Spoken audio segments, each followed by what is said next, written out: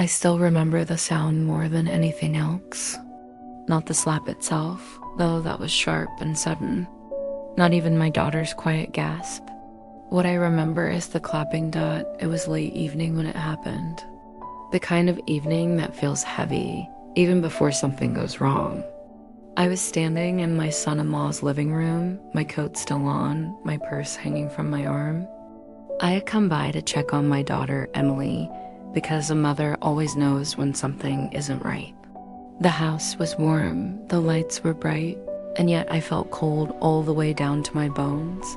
When his hand struck her face, time slowed. Emily didn't scream. She didn't fall. She just froze. Welcome to Auntie Rose Narrates.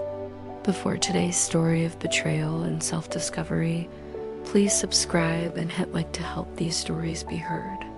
Drop your city or country in the comments. It always warms my heart. Now let's begin. And then his mother smiled. She actually smiled. She clapped her hands together once, twice, like she had just watched something worth praising. "That's how she learns to behave," she said, calm and proud. Those words settled into the room like dust, quiet but suffocating. I felt my chest tighten, and for a moment, I couldn't breathe. I wanted to shout. I wanted to grab my daughter and run. I wanted to do 100 things a mother feels in her heart at once. But I didn't do any of them. I looked at Emily's face, already turning red, her eyes shiny with tears. She was trying so hard not to let fall. And in that moment, I understood something painful and clear. This wasn't the first time. And if I didn't do something carefully, it wouldn't be the last dot, so I did the strangest thing. I smiled, not because I felt calm, not because I was strong, but because I knew anger would only make them louder. I quietly told Emily to get her things. She shook her head, just a little. Fear has a way of doing that to you. So I stepped outside instead. The night air hit my face, cold and sharp. My hands were shaking as I pulled my phone from my purse. I stood there under the porch light, listening to the muffled voices inside, and I made a call. A simple call. A legal call. A quiet call. That call would change everything. Before that night, before the slap and the clapping and the cold air on my face, our life looked ordinary from the outside. Quiet, respectable. The kind of American family people nod at without asking questions. We lived in a small town in Ohio, where neighbors waved from their porches and everyone knew which house baked cookies on Sundays. I have lived there most of my adult life, raising my daughter in a home that wasn't perfect, but was steady, safe, full of small routines that made life feel predictable. My name doesn't matter as much as my role. I was Emily's mother, and for most of her life, that meant being her constant. I raised her mostly on my own after her father passed away when she was still in middle school. He was a gentle man, quiet, the kind who fixed things around the house and believed problems could be solved with patience. When we lost him, the house felt too big and too silent. Emily and I learned how to fill that silence together. She was a thoughtful child, the kind who noticed details. She remembered birthdays, even of people who barely remembered hers. She helped neighbors carry groceries without being asked. She had a soft heart, and I worried about that sometimes because the world isn't always kind to soft hearts. But I also believed kindness was strength. That's what I tried to teach her. Respect yourself. Speak gently. Don't confuse love with fear. Emily grew up quickly after her father died. She learned how to be independent, how to help around the house, how to hide her own sadness so she wouldn't worry me. By the time she went to college, she was responsible, polite, and careful. Maybe too careful. She studied education, hoping to become a teacher someday. She loved children, loved the idea of helping someone grow. Looking back, I see how that part of her would later be used against her. She met Mark during her last year of college. She told me about him over the phone first. Her voice sounded excited, but also nervous, like she was asking permission without saying it out loud. She said he was confident, that he had plans, that he made her feel safe. Those words mattered to me. After losing her father, safety had become something she searched for everywhere. The first time I met Mark, he was polite, very polite. He stood up when I entered the room. He shook my hand firmly. He looked me in the eye. He talked about his job, his goals, his family. He spoke with certainty, like a man who believed he knew exactly where his life was going. I remember thinking he was a little too sure of himself, but I brushed that thought aside. Confidence can look like arrogance if you stare at it too long. His mother, Linda, was there too. She lived with him at the time, something he explained as temporary. She smiled often, but her smile never reached her eyes. She spoke about Mark as if he were still a child. Her tone was proud, but controlling. She corrected him mid-sentence. She answered questions meant for him. I noticed it, but again, I said nothing. I told myself every family has its own way. Emily looked at him like he was solid ground. When he spoke, she listened closely. When he laughed, she laughed too a second later. There was a small shift in her that I couldn't fully explain. She was still my daughter, still kind and warm, but she seemed to shrink just a little around him. I thought it was love. I thought it was adjustment. I didn't want to be the mother who saw danger everywhere. They got married a year later. Nothing big. A small ceremony. Close family. Emily wore a simple dress. She looked beautiful, but nervous. I remember hugging her before she walked down the aisle and whispering that she could still change her mind. She smiled and said, "Mom, I'm happy." I wanted to believe her, so I did. After the wedding, Emily moved into Mark's house. It was the same house I had visited before. Same furniture, same walls, and the same mother living there too. Linda hadn't moved out yet.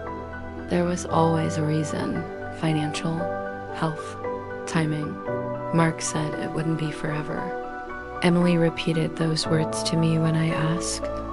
"It won't be forever, Mom." At first, things seemed fine. Emily called me often. She told me about dinners, about her job search, about plans they were making. Mark stayed polite with me, always respectful, always calm. But slowly, the calls became shorter, less detailed. She started saying things like, "I'm busy," or "I'll call you later." Sometimes later never came. I noticed changes in her voice. She sounded tired, careful, like she was choosing her words one by one. When I asked how she was doing, she always said she was fine. Always.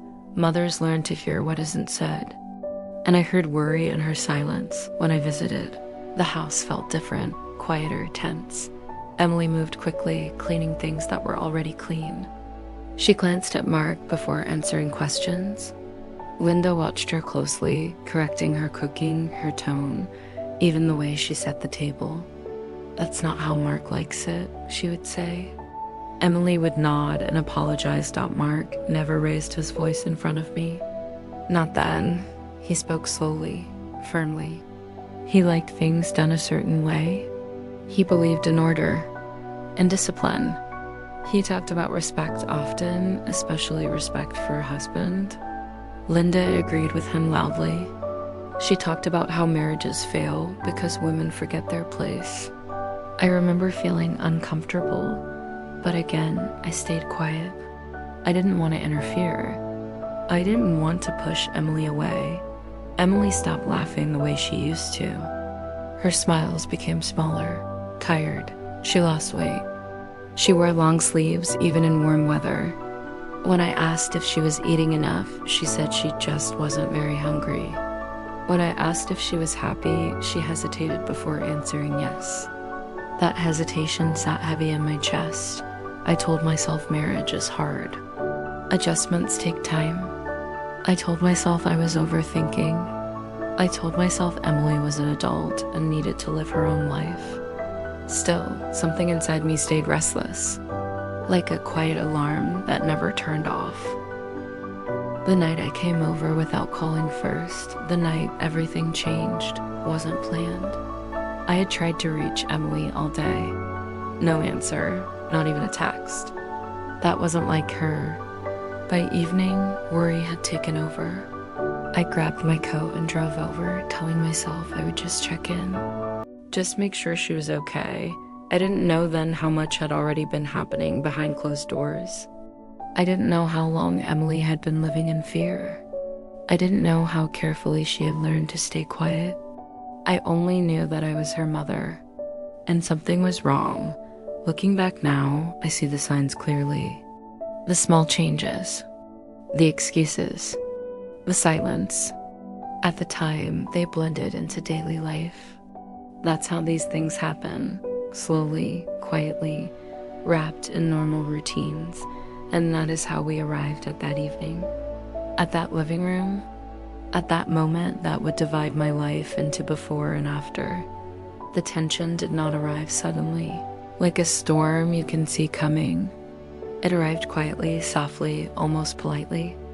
It slipped into daily life so slowly that for a long time, even I questioned whether it was real. That is how these things often begin. Not with shouting or chaos, but with small moments that feel easy to excuse. At first, it was Emily's voice. When she called me after work, she sounded careful. Not sad exactly, just measured, like she was choosing each word before letting it leave her mouth. She no longer spoke freely, jumping from one thought to another the way she used to. Now there were pauses, long ones. When I asked her how her day had been, she gave short answers. Fine, busy, same as always. I told myself she was adjusting to married life.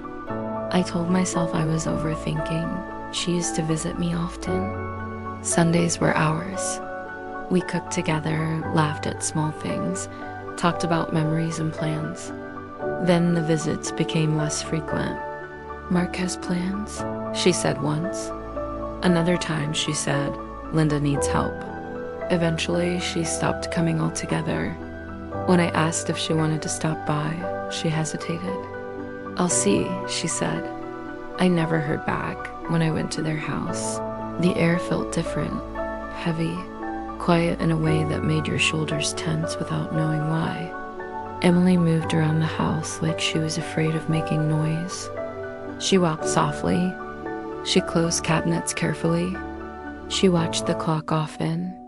I noticed how quickly she apologized for small things. "Sorry," she said if she dropped a spoon. Sorry if she spoke out of turn. Sorry, even when no one had accused her of anything. Mark watched her closely. Not openly. Not in a way that looked aggressive. It was subtle. His eyes followed her movements. When she spoke, he listened with a tight expression, like he was measuring her words. If she said something he didn't like, he didn't raise his voice. He simply corrected her. "That's not what happened," he would say. Or, "You're remembering it wrong." Emily would blink, confused, then nod. "Maybe," she said more than once. Linda's presence filled the house. She had opinions about everything. How Emily cooked, how she dressed, how she spoke. "A wife should be grateful," Linda said one afternoon while Emily set the table. "Men don't need much, just respect." Emily nodded, her hands trembling slightly as she placed the plates. Linda noticed. "Don't be nervous," she said. "You'll get better with time." I wanted to speak up. The words rose in my throat more than once, but each time I swallowed them back. I didn't want to cause tension. I didn't want to push Emily away. I didn't want to give Mark a reason to limit my access to her. I told myself it was better to stay close, even if that meant staying quiet. Emily stopped sharing her thoughts with me. When I asked about her dreams, her plans, she shrugged. "I'm just focusing on my marriage," she said. It sounded rehearsed, like something she had practiced saying until it felt safe enough to repeat. I asked if she was happy. She smiled, but her eyes didn't change. "Of course," she replied. The word felt hollow. There were moments when the mask slipped. Small moments. Once, Mark stepped outside to take a phone call. Emily leaned toward me, her voice barely above a whisper. "Mom," she said, "do you think I talk too much?" The question broke my heart. "No," I said quickly. "Why would you think that?" She looked down. "I just want to do things right." Before I could say more, Mark came back inside. Emily straightened up instantly, like a child caught doing something wrong. I began noticing how often Mark spoke for her. If I asked Emily a question, he answered. If she started to answer, he interrupted. "What she means is," he would say, finishing her sentence. Emily nodded along, even when his words didn't match what she had started to say. Linda praised him for being a strong leader. "She needs guidance," Linda said openly. "Some women do." Emily grew quieter over time. Her laughter faded. When she did laugh, it sounded forced, like she was checking to see if it was allowed. She stopped wearing the colors she loved. She used to glow in soft blues and warm shades. Now she wore gray, beige, colors that didn't draw attention. She stopped wearing makeup. "I don't need it," she said. I wondered if she had been told that. One afternoon, I noticed a bruise on her arm. It was faint, almost gone, but it was there. My heart raced. "What happened?" I asked gently. Emily glanced at Mark before answering. "I bumped into the door," she said quickly. Mark nodded. "She's clumsy sometimes," he added with a small smile. Linda laughed. "Always has been." I forced a smile, but my stomach twisted. I didn't believe them. But I didn't say that out loud. Emily stopped calling for a while after that. Days passed, then weeks. When I texted, replies came hours later. Sometimes not at all. When she finally did call, her voice sounded flat, tired. I asked if she wanted to come stay with me for a weekend. She hesitated. "Mark doesn't think it's a good idea," she said. "He says we need space." I asked what she wanted. There was a long silence. "I guess he's right," she replied softly. That silence haunted me. I realized how much power Mark had gained without ever raising his voice. He decided where Emily went, who she saw, what she said, and he did it all while appearing calm, reasonable, even caring. That made it harder to fight, harder to explain, harder to prove. Linda reinforced everything. She reminded Emily often that marriage required sacrifice. "You can't always get what you want," she said. "That's selfish." Emily absorbed those words like truth. I saw her confidence disappear piece by piece. She questioned herself constantly. She asked permission for things she never used to question. She apologized for existing. I felt helpless, angry at myself, angry at the situation, but mostly I felt afraid. Afraid that if I pushed too hard, Mark would cut me out of Emily's life completely. Afraid that Emily would retreat even further if she felt torn between us. So I stayed close in quiet ways, dropping off groceries, sending messages, letting her know I was there. Sometimes Linda answered the door instead of Emily. She stood in the doorway, blocking the view inside. "Emily is resting," she would say. Or, "She's busy." Her smile was polite but firm. A warning. I started to feel like an outsider, like someone who needed permission to see her own child. Inside, guilt grew heavier each day. Guilt for not seeing sooner. Guilt for ignoring my instincts.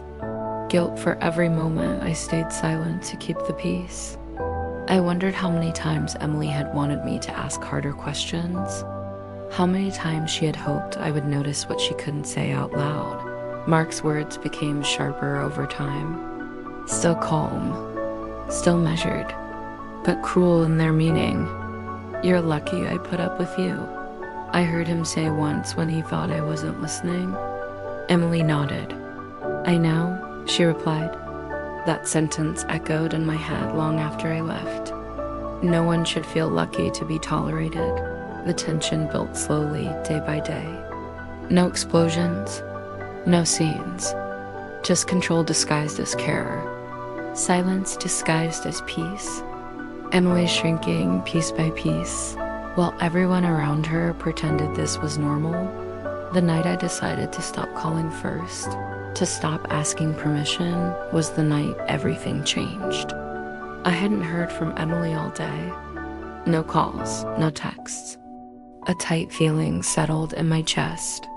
This time, I didn't talk myself out of it. I grabbed my coat. I got in my car.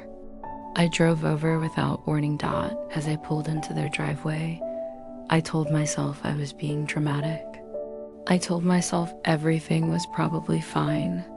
But deep down, I knew something was wrong. I just didn't know how wrong. And I had no idea that what I was about to see would break the last illusion I had been holding on to, and force me to make a decision that would change all of our lives forever. The night everything finally broke did not begin with shouting. It began with silence. I remember pulling into the driveway and noticing how still everything looked. The porch light was on, casting a soft yellow circle onto the concrete. The curtains were drawn tight. From the outside, the house looked calm, peaceful even. If someone had driven by, they would have thought it was just another quiet evening in a quiet American neighborhood. But my chest felt tight before I even turned off the engine. Emily had not answered her phone all day. Not a text, not a call. That had never happened before. Even when she was busy, she would send a small message, a heart emoji, a quick "I'm okay." That day, there had been nothing. I told myself she might have been tired. I told myself I should respect her space. But something deeper, something instinctive, would not let me stay home. I stepped out of the car and walked toward the door. Each step felt heavy. I knocked once. No answer. I knocked again, louder this time. I could hear movement inside. Footsteps. A chair scraping lightly against the floor. The door opened slowly. Linda stood there, her face arranged in a polite expression that did not reach her eyes. "You should have called," she said softly. It was not a greeting. It was a warning. I was worried, I replied, keeping my voice steady. "I haven't heard from Emily." "She's fine," Linda answered quickly. "We were just having a conversation." She stepped aside, but only slightly. I had to move past her carefully to enter. The air inside felt thick. The television was on low, some news program murmuring in the background. Mark sat on the couch, leaning back, his arms stretched across the top as if he owned the room completely. He did not stand up when I entered. Emily was near the kitchen counter. Her back was turned. Her shoulders were tight, drawn upward like she had been bracing herself for something. "Emily," I said gently. She turned around. The first thing I noticed was her eyes, red, swollen, not from just a moment ago, from earlier, from crying long enough to grow tired of it. Her lips were pressed together like she was holding something inside. "I'm fine, Mom," she said before I could even ask. Her voice sounded thin. Mark muted the television. The click of the remote echoed louder than it should have. "We're discussing something," he said calmly. "You walked in during the middle of it." I looked at him. "Is everything okay?" He nodded once. "Of course. Emily just needs to understand boundaries." The word boundaries hung in the air, heavy, vague. "What kind of boundaries?" I asked carefully. Linda crossed her arms. "A wife should not run to her mother every time she disagrees with her husband," she said. "That creates division." I felt my stomach tighten. "Emily called me?" I asked. Mark stood up slowly. He did not rush. He did not look angry in the way people expect anger to look. He looked controlled. That frightened me more. She went behind my back, he said. She told you things that should stay inside this house. Emily's hands began to tremble. I just asked for advice, she whispered. Mark's head turned toward her sharply. Advice? He repeated. You told her I was too strict? Emily looked down. I said I was struggling. The word struggling seemed to irritate him more than anything else. Struggling with what? He demanded. With having structure? With having rules? With learning respect? Linda nodded approvingly. Marriage takes discipline, she added. I took a small step toward Emily. Sweetheart, I said softly, you can always talk to me. Mark's eyes shifted to me then. That's the problem, he said quietly. She thinks she can. The room felt smaller with each breath. Emily swallowed hard. I didn't mean to upset you, she told him. I just needed someone to talk to. Mark laughed, but there was no humor in it. You need to talk to your husband, he said. Not run to your mother like a child. Something inside me started to burn. Not hot anger. Something colder, clearer. She is allowed to talk to her mother, I said calmly. Mark's jaw tightened. Not about me. Emily shifted her weight as if she were trying to disappear. I wasn't complaining, she said quickly. The sound that came next is one I will never forget. It was sharp, sudden, a crack that sliced through the room. Before my mind could catch up, Mark's hand had moved so fast I barely saw it. One moment it was at his side. The next, it was against Emily's face. Her head turned with the force of it. Time slowed. The television screen flickered silently behind them. The porch light cast shadows against the wall. The air felt heavy and unreal. Emily did not scream. She did not cry out. She simply stood there, her hand slowly rising to her cheek as if she were unsure whether what just happened had truly happened. Then came the sound that broke something deep inside. Me. Clapping. Linda brought her hands together once. Then again. That's how she learns, she said firmly. You can't let her disrespect you. I felt the blood drain from my face. Emily's eyes filled with tears, but she fought them. She blinked hard, trying to stay steady. Her breathing became shallow. Mark lowered his hand slowly, like nothing unusual had occurred. You will not speak about our private matters again, he said evenly. I wanted to scream. I wanted to throw something. I wanted to grab my daughter and pull her out of that house immediately. But I knew if I reacted wildly, it would only make things worse for her later. So I forced myself to breathe. I stepped forward, placing myself slightly between them. Though I did not touch anyone. I'm taking Emily home, I said quietly. Linda's expression shifted into disbelief. She's married, she replied. You don't get to make that decision. Mark crossed his arms. She's staying her. I looked at Emily. Sweetheart, I said gently, get your coat. Her eyes met mine. For a second, I saw something there, hope, fear, conflict. Then she shook her head just slightly. I can't. She whispered, why not? I asked softly. Her voice trembled. It'll be worse later. Those words told me everything. This was not the first time.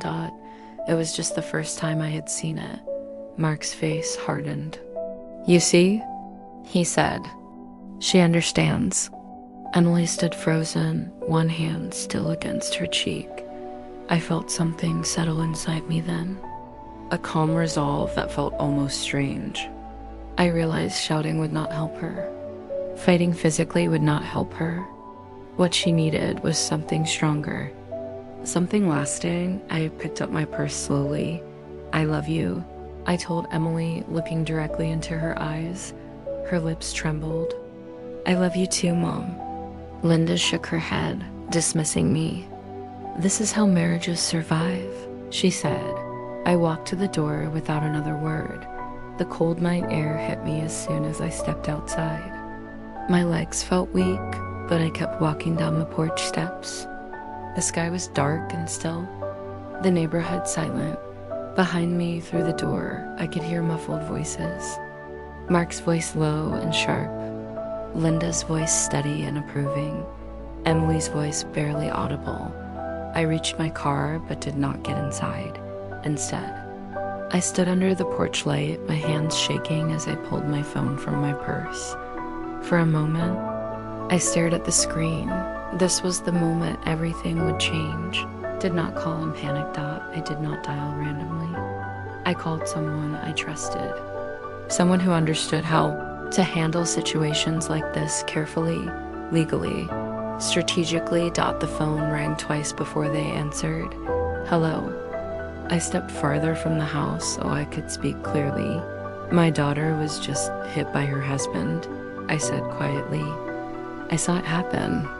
There was a pause on the other end.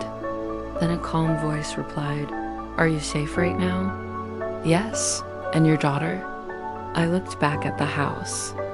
The curtains remained closed. The porch light flickered slightly in the wind. She's still inside, I whispered. Has this happened before? I believe so. Another pause. We can help, the voice said gently. But we need to document everything. We need to move carefully. Tears filled my eyes, but I kept my voice steady. I'll do whatever it takes, I said.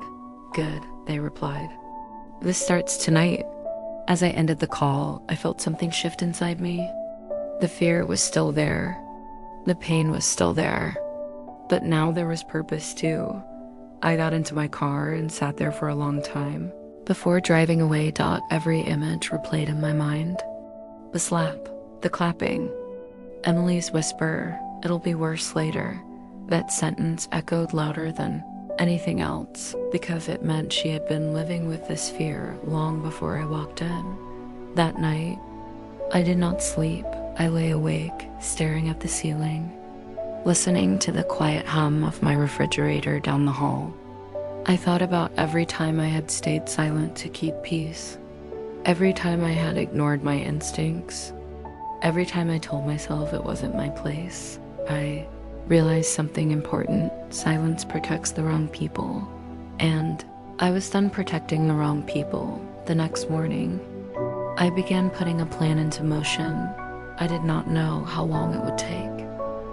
I did not know how hard it would be, but I knew one thing with complete certainty. Mark and Linda believed that slap had secured control. They had no idea it had. Started something else entirely, and what I was about to uncover, what I was about to prove, would shake their sense of power in ways they never expected. The days that followed did not feel real. They felt muted, like the world had been wrapped in thick cotton.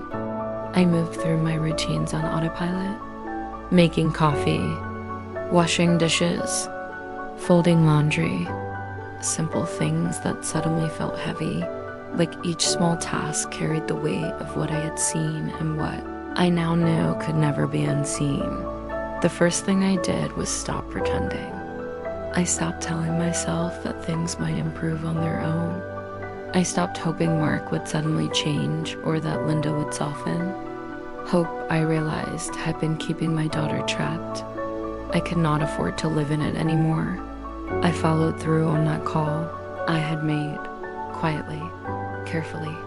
I began documenting everything Emily had ever told me. Every canceled visit, every whispered phone call, every bruise I had noticed and tried to explain away. I wrote dates, times, exact words. It felt strange, turning memories into records, but I understood now how important details were. Truth needed structure if it was going to stand up. At the same time, I did something else that felt just as important. I reached out to Emily in a way that did not pressure her. I sent short messages, gentle ones. I love you. I'm here whenever you need me. No explanations required. Sometimes she replied with a single heart. Sometimes she didn't reply at all. I learned not to take the silence personally. Silence had been her armor for a long time. Weeks passed before she finally came to my house. It was early afternoon. The light coming through the windows was soft. I heard a knock at the door and felt my heart race. When I opened it, Emily stood there with a small bag in her hand. She looked thinner, tired, but there was something else in her eyes too.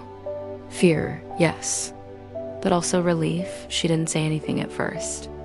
She just stepped forward and wrapped her arms around me. I held her tightly, careful not to squeeze too hard. She began to cry, not loudly, just quietly, like she had been holding it in for too long. I didn't rush her. I didn't ask questions. I just held her until her breathing slowed. "I'm sorry," she whispered finally. "For what?" I asked. "For not leaving sooner." I pulled back just enough to look at her face. "You don't owe anyone an apology," I said. "Not me. Not anyone." She nodded, but I could see how deeply the guilt ran. Abuse doesn't just hurt the body. It rearranges the way you think about yourself. It teaches you to take responsibility for someone else's cruelty. Emily stayed with me that night. And the next. And the next after that. At first, she barely spoke. She slept a lot. She flinched at sudden sounds. She asked permission before opening the fridge, before turning on the television, before taking a shower. Each time, my heart cracked a little more. I reminded her gently that she didn't need permission here, that this was her home too. Slowly, the truth began to come out. Not all at once. In pieces. Small confessions whispered late at night. Stories shared over coffee. Moments she had hidden away, even from herself. She told me about the rules. About how Mark decided what she wore. Who she spoke to. When she slept. She told me about the insults disguised as concern. The way he told her she was fragile, emotional, lucky to have him. She told me how Linda reinforced everything. How she praised Mark for his discipline. How she blamed Emily for every argument, every bruise, every tear. He said it was my fault. Emily said once, staring down at her hands, that if I were a better wife, he wouldn't get angry. I reached across the table and took her hands in mine. "He lied to you," I said softly. She nodded, but tears filled her eyes anyway. Healing did not happen quickly. Some days were better than others. Some mornings she woke up lighter, more like herself. Other days she seemed lost, overwhelmed by guilt and confusion. I learned that recovery is not a straight line. It bends, it circles back. It asks for patience. While Emily focused on healing, I focused on protection. The process was slow. Paperwork, meetings, statements. Each step felt heavy, but necessary. Emily was terrified at first, afraid of retaliation, afraid of being blamed, afraid no one would believe her. I reassured her again and again that she was not alone anymore, that she had support, that the truth mattered. Mark tried to contact her. At first, it was apologies, promises, messages about love and forgiveness. When she didn't respond, the tone shifted. Accusations, threats. Linda joined in too, sending messages about family loyalty and shame. We documented everything. We didn't engage. Emily shook when she read those messages. I reminded her that fear does not mean you're weak. It means you've been hurt. There came a day when Emily finally looked at me and said, "I don't think it was ever my fault." Her voice was quiet, unsure, but the words mattered. They were a crack in the wall that had been built around her. "No," I said firmly. "It never was." That realization changed something in her. Not overnight, but it planted a seed. The legal process moved forward slowly, but steadily. Evidence mattered. Patterns mattered. Witnesses mattered. The truth had a way of surfacing when given enough time and care. I watched Emily grow stronger as she began to speak for herself. Her voice shook at first, then steadied. There were moments when forgiveness came up. People asked if she would forgive Mark, if she would forgive Linda. I told Emily forgiveness was not a requirement for healing. Closure does not come from excusing harm. It comes from reclaiming yourself. One evening, as we sat together on the couch, Emily said something that surprised me. "I forgive myself," she said quietly, "for staying, for believing him, for being scared." I wrapped an arm around her shoulders. "That's the forgiveness that matters most," I replied. Life did not return to what it was before. It became something new. Emily started therapy. She took long walks. She reconnected with friends she had been cut off from. She laughed again, not all the time, but sometimes. And when she did, it sounded real. I learned something too. I learned that love is not just about comfort. Sometimes it is about courage. Sometimes it is about being willing to disrupt peace to protect someone you love. The house felt warmer again, lighter. Emily began making plans, talking about the future. Not big dreams yet, just small ones. A class she wanted to take, a job application, a weekend trip. Each plan felt like a step back into herself, but the story did not end quietly, because while Emily was healing, the consequences for Mark and Linda were beginning to unfold, slowly, legally, publicly. The life they had controlled so carefully was starting to crack. They had believed silence would protect them. They were wrong. And as the final pieces fell into place, as the truth prepared to stand where it could no longer be hidden, I realized something else. It has been 3 years now since that night. Sometimes I still hear the sound of it. The slap, the clapping, the silence that followed. Those memories did not disappear completely. They settle into you. They become part of your story. But they no longer control our days. Emily is different now. Not the same as before she met Mark. Not the same as the frightened woman who stood in that living room with her hand on her cheek. She is stronger in a quieter way. She speaks more carefully, but not out of fear. She speaks because she has learned the value of her own voice. There are still moments when she wakes from a bad dream. There are still days when something small reminds her of the past. Healing is not about forgetting. It is about learning how to live without being ruled by what happened. And she is doing that, one steady step at a time. Our home feels warm again. On Sunday afternoons, we cook together like we used to. We sit at the kitchen table long after the dishes are done. Sometimes we talk about serious things. Sometimes we laugh about something simple. The laughter sounds real now. It fills the room instead of asking permission to exist. I have learned something too. I used to believe keeping peace was the same as protecting love. I thought staying quiet would prevent damage. But silence, I now understand, can protect the wrong people. Love is not quiet when harm is happening. Love speaks. Love acts. Love risks discomfort to defend what is right. There were moments when I blamed myself. I wondered if I should have seen it sooner. If I should have stepped in earlier. That guilt stayed with me for a long time.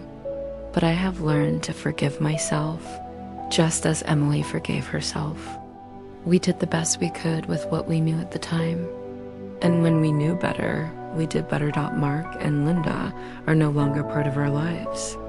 Not through anger, not through revenge, simply through boundaries. Accountability came in its own way through legal steps and consequences that were necessary. But what matters most is that Emily is safe. Safe in her own choices, safe in her own thoughts, safe in her own home. Sometimes when the evening light comes through the window just right, I think about that night on the porch, about the moment I chose not to scream, not to fight blindly, but to act with purpose. That call I made did not ruin a life. It protected one. If there is a lesson in our story, it is this: love must be brave. If you see harm, do not turn away from it because it is uncomfortable. If someone you love grows quiet in a way that feels wrong, listen closely. Ask gently. Stay present, Dot, and if you are the one who feels trapped, who feels small, who feels like everything is your fault, hear me clearly now, Dot, it is not your fault. You are not too much. You are not too difficult. You are not lucky to be tolerated. You deserve respect. You deserve safety. You deserve a voice. Tonight, as I sit here telling this story, Emily is in the next room reading. The house is calm, peaceful, not the heavy silence of fear, but the soft quiet of safety. And that kind of peace is worth fighting for, Dot, always.